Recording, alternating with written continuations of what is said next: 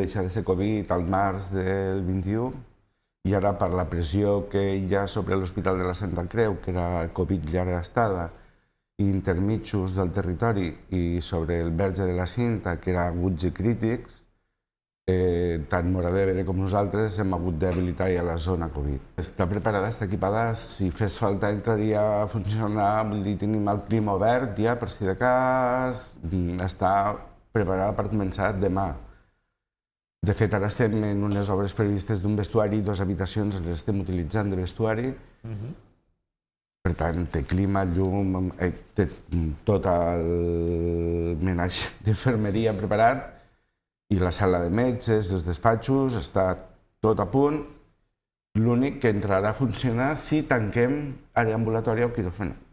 Per què? Perquè no tenim professionals per obrir-la. Estava previst que Móra i Amposta en un moment donat obrissin, a la que Verge de la Cinta i Santa Creu arriben a uns determinats indicadors. Se n'han assolit 2 d'aquests indicadors i, evidentment, nosaltres obrim. Ara avaluarem els indicadors per nosaltres també operar activitat ambulatòria, el que genera llistes d'espera en consultes externes, operar activitat quirúrgica. L'any del primer any ha sigut de posicionament, d'endreçar i no ha sigut fàcil perquè onada tras onada, vull dir, hem estat Covid, després no Covid, ara altre cop Covid. Bueno, vas trampejant com pots, però el balanç és molt positiu. He trobat un hospital amb dificultats per trobar professionals, però com la resta de centres del territori de les Terres de l'Ebre i una mica més enllà i tot. Difícil mantenir també el personal, fidelitzar-lo. Estem treballant. De fet, he incorporat ja diferents professionals amb aquest any, tant de medicina interna, com de geriatria, com de metges d'urgències. I ara estem parlant amb algunes infermeres i ja ho tenim quasi arreglat perquè també ens falta personal d'infermeria.